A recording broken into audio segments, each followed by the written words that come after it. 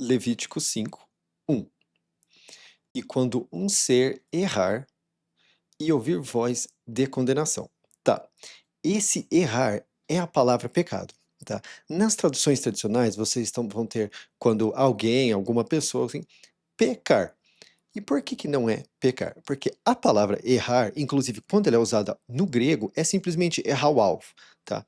Por exemplo, se um atleta está competindo em disparo de flecha, ele erra o alvo, ele pecou. Não faz sentido, ele errou. Inclusive, no debate com a inteligência artificial, ela queria que eu colocasse errar o alvo. Mas eu falei assim, bom, se você errou, você obviamente errou o alvo. Não tem outra coisa para você errar, a não ser algo que seja o alvo. Então, acaba sendo desnecessário colocar o alvo, tá? Então, esse é um dos motivos que eu uso errar ao invés de pecar. E o outro é que, na nossa cultura, fica subentendido-se que pecar é mais uma coisa contra Deus, contra o Salvador. Mas não é necessariamente.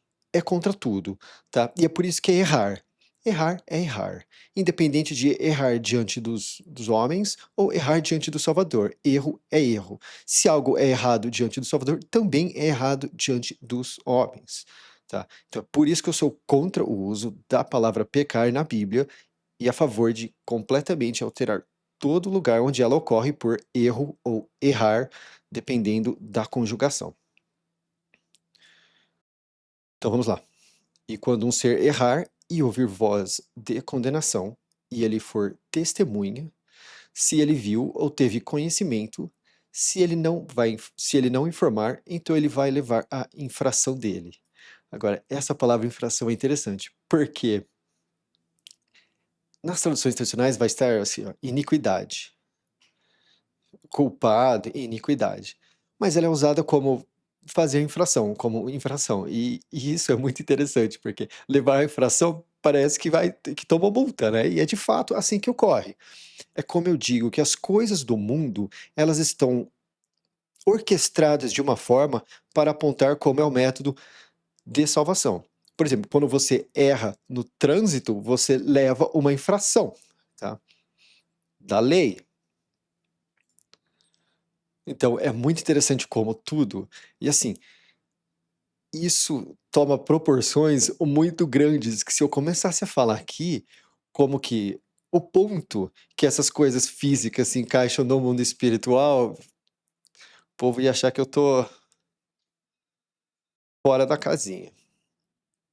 Versículo 2: ou um ser que tocar em qualquer item sujo, seja no cadáver de uma vida suja, ou no cadáver de um animal de carga sujo, ou no cadáver de um réptil alongado sujo, e isso passar despercebido por ele, então ele vai estar sujo e vai estar em dívida. E agora isso aqui é muito interessante, porque hoje nós sabemos que quando você toca num cadáver, aquilo tem certos componentes ali que comprometem a sua pureza de alguma forma, né? É, você está menos limpo quando você toca nessas coisas. E isso aqui é 3.000 anos atrás, é muito antes do uso de um microscópio, tá? E então isso aqui é uma das coisas que eu acho fascinantes da Bíblia, é a capacidade de saber isso. Obviamente sabe isso porque foi contado pelo Salvador. E, se eu não me engano, eu já ouvi falar, eu não gosto de trazer coisas de fora, mas eu vou comentar a possibilidade de fato ser isso. De que os costumes do Egito antigamente, eles passarem certas coisas como fezes ou coisas assim, em machucados ou em dietas ou coisa assim, para melhorar a pessoa. Então, o que dá a se entender é que isso aqui é um conhecimento completamente inverso do que Moisés de fato aprendeu no Egito, tá? Mas assim, esse componente eu não consigo confirmar de fato, tá? Porque tem muita coisa que dizem por aí que é de fato inventado. A Bíblia não precisa de coisas inventadas para credibilizar ela. Esse réptil alongado sujo é pelo proto-hebraico, tá? É pelo proto-sinaítico, pelos símbolos. Porque eu pensei, poxa, o que de fato é isso? Tem lugar que traduz como dragão, Tá. Mas dragão é uma tradução polêmica, por quê? Porque o que dá-se a entender é que a palavra dragão, ela era usada para dinossauros, porque a palavra dinossauro, ela veio a ocorrer no dicionário há 150, alguma coisa assim, anos. E o que dá-se a entender é que antes disso, usava-se a palavra dragão. Só que ao usar dragão nisso aqui tudo, fica parecendo que, dragões não existem, então a Bíblia está errada, né? E um dinossauro também é um réptil alongado, tá? Como se fosse na aparência. Mas é réptil alongado muito por conta dos símbolos do proto-sináitico. Eu pensei, poxa, eu poderia colocar alguma coisa aqui, independente do que eu colocasse, ia ficar de uma forma estranha, então eu achei melhor ser o mais específico possível a partir do proto-sináitico. Sujo. A palavra sujo tem duas palavras que têm um sentido parecido. Uma é sujo. Não, tem a palavra sujo, mas tem duas palavras que são o oposto, que uma é limpar e outra é purificar. Para sujo, o que dá-se a entender é que é uma só. Tem sujo, tem nojento, tem fedido, tem coisas assim. Mas o que se limpa da sujeira são essas outras coisas. Em certos contextos é purificação, em outros contextos é limpar, limpeza. Então vamos lá, dois, né? Ou um ser que tocar em qualquer item sujo, seja no cadáver de uma vida suja, ou no cadáver de um animal de carga sujo, ou no cadáver de um réptil alongado sujo. E isso passar despercebido por ele, então ele vai estar sujo e vai estar em dívida. Essa palavra dívida, na maioria dos lugares, vai estar como culpa, vai estar culpado. Mas é o que eu falo, ela não tem encaixe em todos os lugares como culpado, mas ela tem encaixe em todos os lugares como dívida. Pelo próprio vocabulário do Salvador, de Deus, nós vemos, né? A vingança é minha, eu repagarei, eu recompensarei. Você recompensa a culpa? Não, você recompensa dívida. Tá? E em vários outros lugares também que eu já expliquei algumas vezes o porquê o encaixe é melhor como dívida. Né? Por exemplo, quando alguém te faz algo, né, errado, né, você pensa o quê? Um dia essa pessoa vai pagar por isso. Isso é inerente, né? Independente da pessoa pagar por questão do Salvador cobrar ela ou porque você quer cobrar ela de alguma forma. Mas é interessante como no nosso coração já tem essa questão do pagar. E aquela pessoa vai pagar o quê? A culpa? Não, a dívida. É por isso que essa palavra aqui não é culpa, como está nas traduções tradicionais, e sim dívida. 3. Ou quando ele tocar na sujeira do solo. Do solo, aqui, em muitas traduções, vai estar de homem, do homem. Impureza humana. É aqui, ó. Sujeira vai estar como impureza aqui em outros. Do solo, por quê? Porque do solo especifica Adão. Também tem uma conexão com o fato de que é uma pessoa que ainda vive na carne. Tá? Então, tem uma diferença entre o homem, que é quando o vocabulário usa homem, que é ish, que é que é no sentido do masculino mesmo, e quando usa-se solo. Solo significa toda a humanidade que ainda vive na carne. Então, o texto, por conta disso, ele tem certos símbolos que se encaixam quando você usa do solo, porque solo é a tradução do nome de Adão. Falam que significa homem, mas claramente significa solo. Tá? Quando ele é nomeado e fala assim, você saiu do solo, então e o nome e chamou ele de Adão. Ele não saiu do homem e chamou ele de homem. Ele saiu do solo, então o nome dele é solo. Tá? Adão não saiu de um homem, ele saiu do solo.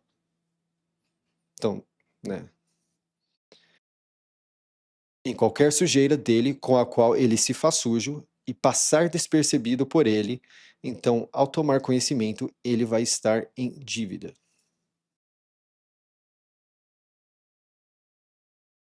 Então, que interessante, ó. Esse, né, se passar despercebido, não. Esse sim. Então,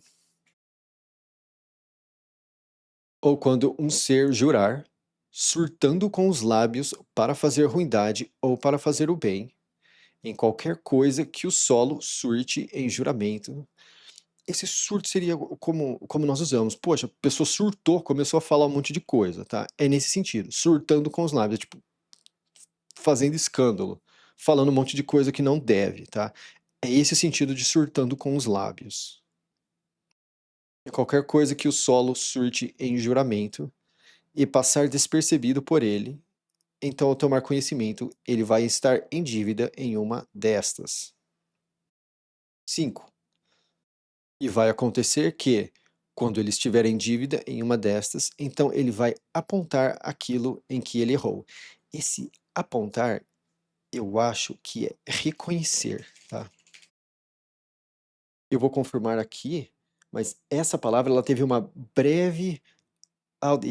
Isso mesmo, é reconhecer. É, essa palavra que eu estava usando como apontar, que eu já usei como orar, né, essa palavra ela passa por muita coisa. Por quê? Porque é a origem do nome Judá, tá?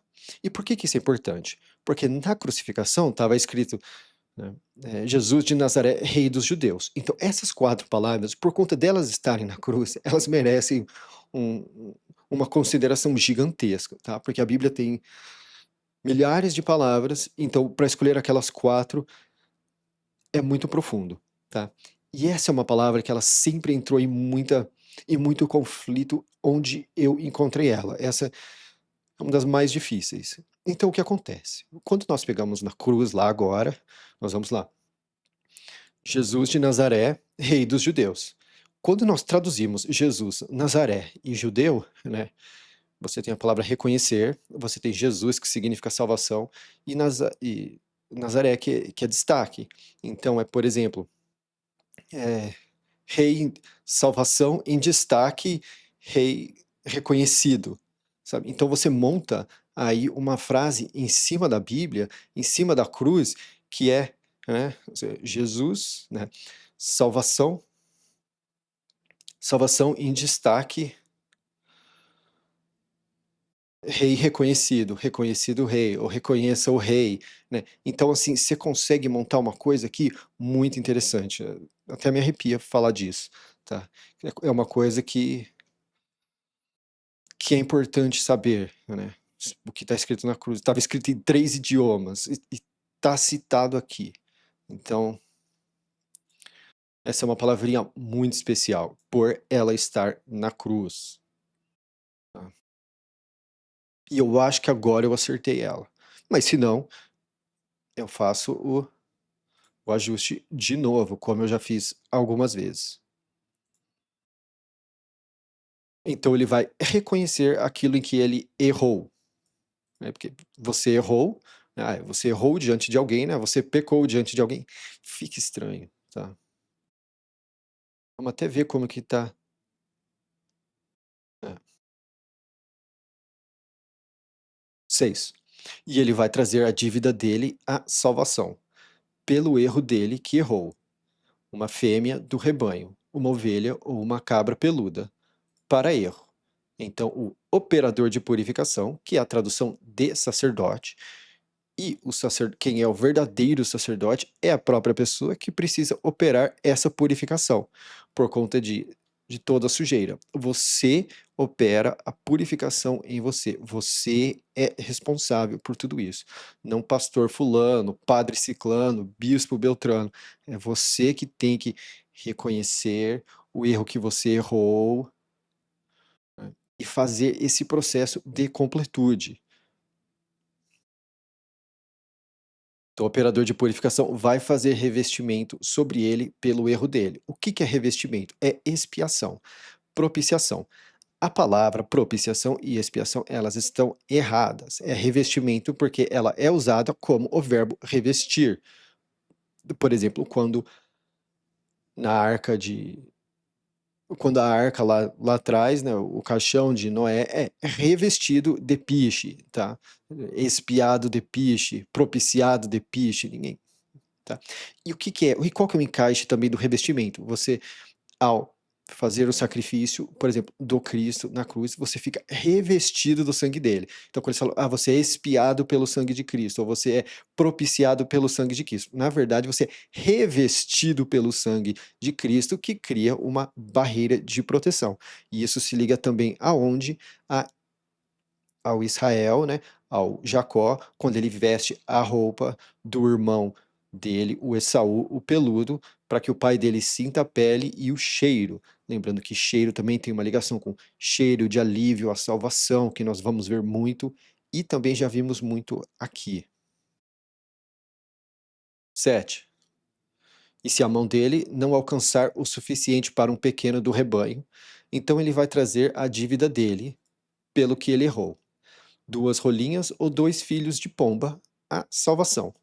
Um para erro e um para ascensão.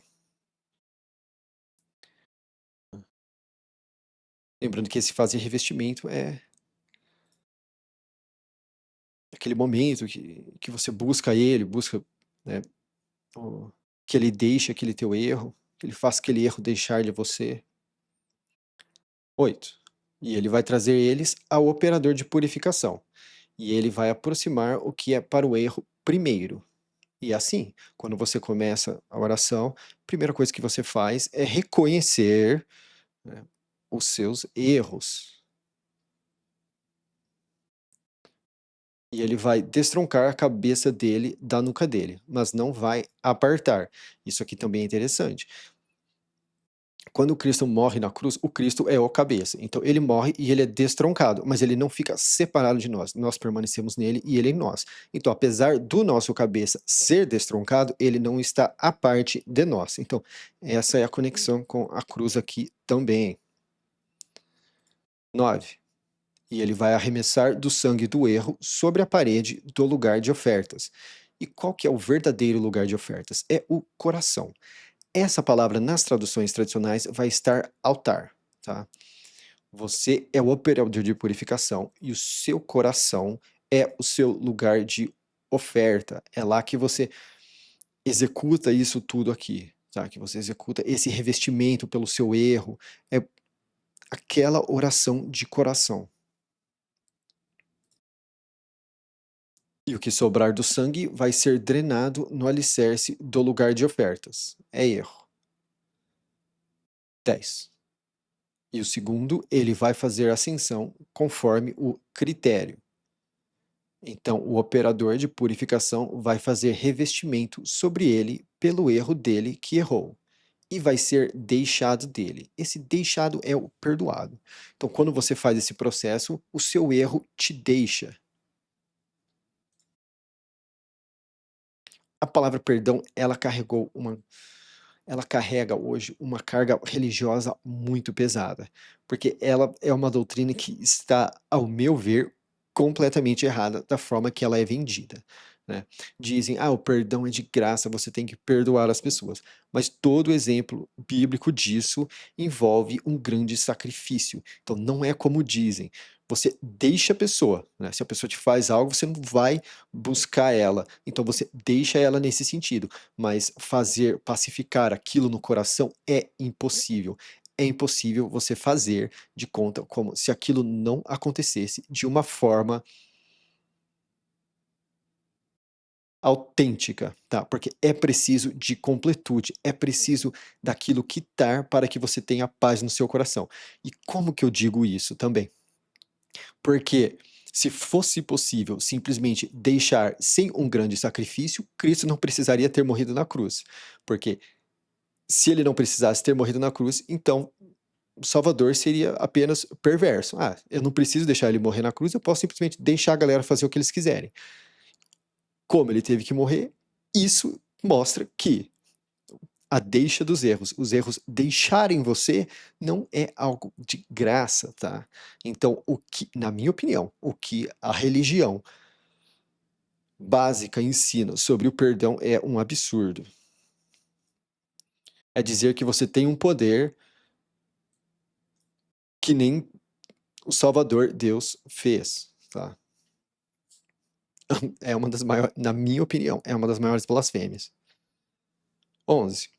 E se a mão dele não alcançar 2 rolinhas ou 2 filhos de pomba, então ele vai trazer a dívida dele, pelo que errou, a 10ª parte do recipiente de miolo de grão para erro. Ele não vai colocar óleo nela e não vai pôr resina branca nela, porque é erro. E ele vai trazer ela ao operador de purificação. E o operador de purificação vai pegar dela um punhado inteiro dele, o pensamento dela. Então, essa palavra pensamento é o que nas traduções tradicionais vai estar uma lembrança, que é uma lembrancinha, uma coisinha. Mas é interessante como é usado pensamento, porque isso tudo você faz em pensamento hoje em dia. Então, essa literalidade dessa palavra é incrível como ela faz encaixe. Porque quando para você levar as coisas ao seu coração, você não precisa nem falar em voz alta. Você pode simplesmente pensar isso tudo que você está fazendo. Tá? E aqui, ó, e vai fazer virar fumaça no lugar de ofertas. Você não vai queimar, você vai fazer virar fumaça. E qual é a diferença? Queimar na Bíblia é usado para quando você quer erradicar alguma coisa, completamente arrancar algum sentimento, alguma coisa da sua vida.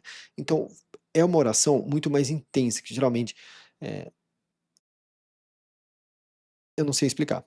Mas o virar fumaça é quando você degusta, é quando você faz oração sobre coisas agradáveis. Algo bom aconteceu com você e você quer agradecer ao Salvador. Ou você quer enaltecer ele, elogiar ele pelo que ele fez para você. Aquilo é algo degustado. A outra, que as coisas que são rejeitadas, que você quer que sejam arrancados da sua vida, aquilo é queimado, você não fica degustando aquilo. É esse o sentido. É, por exemplo, um incenso. Você não bota fogo no incenso dele para erradicar ele. Não, você coloca na pontinha e ele vai virando fumaça. E aquilo tem um cheiro bom. É nesse sentido. Sobre as combustões, a salvação. É. Então, o operador de purificação vai fazer revestimento sobre ele pelo erro dele, que errou em uma dessas, e vai ser deixado dele. Lembrando que nas tradicionais, esse deixado dele é perdoado a ele. O erro vai ser deixado dele e vai ser do operador de purificação como oferta. Salvação falou tirado, dizendo: quando um ser violar em violação, então errando em deslize no puro de salvação, ele vai trazer a dívida dele à salvação. Agora aqui também é quando você viola, violação, e erra em deslize sem querer. Mais adiante nós vamos ver que tem uma diferença entre erros em deslize e erros não em deslize. É a diferença no sistema jurídico brasileiro entre dolo e culpa. O crime doloso e crime culposo. Tá? O crime doloso você faz de propósito. O culposo, você tem a culpa daquilo ter ocorrido. Então, e aqui, ó. Então, errando em deslize no puro de salvação. Quem é o puro de salvação? Essa palavra, ela é traduzida como santo, tá? Então, por exemplo, quando nós estamos no Novo Testamento, eles ficam chamando um outro de santo. Ah, santo fulano, santo ciclano. Não no sentido que nós usamos hoje, mas entre os irmãos, eles chamam uns os outros de santo. Por quê? Porque são pessoas puras, porque estão passando pelo processo de purificação de uma forma ativa diariamente. Então, a pessoa ela se torna pura, santa no dia a dia por conta deste processo.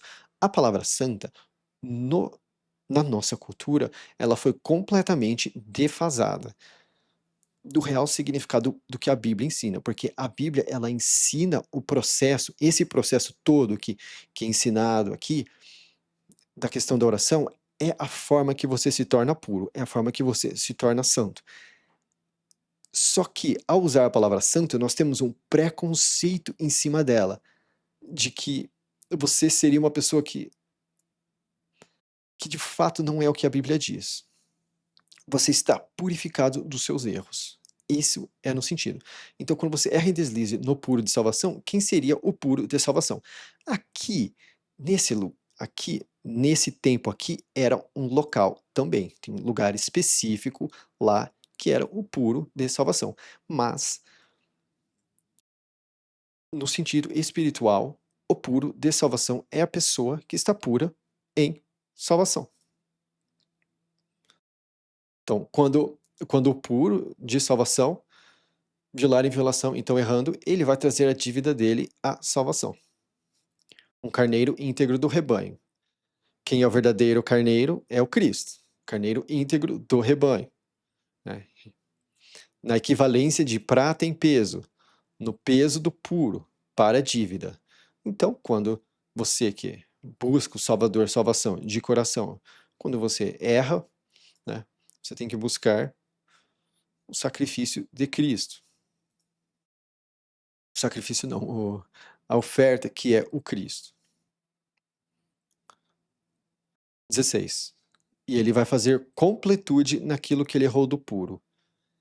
Completude, quando você está orando e você tem aquele momento onde é uma grande, onde você fica muito emocionado, né, e você começa a chorar, derrama lágrima no seu olho, aquilo é o estado de completude. Então, quando você, se você se você decide ser um puro de salvação no seu dia a dia, errar, né, diante da cruz, você faz completude. Diante da cruz no sentido espiritual, não que você precisa sair da sua casa, buscar uma cruz, não tem nada a ver. É o que eu falei, é tudo em pensamento.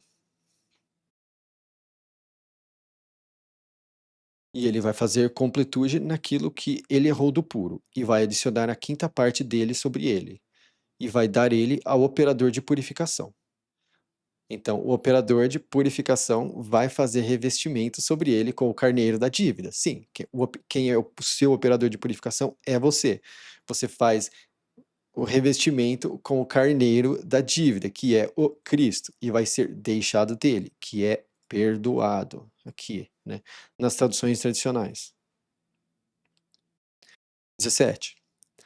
E se um ser errar, e fizer um dentre todos os apontamentos de salvação que não se fazem, e ele não tiver conhecimento, e estiver em dívida, e levar a infração dele.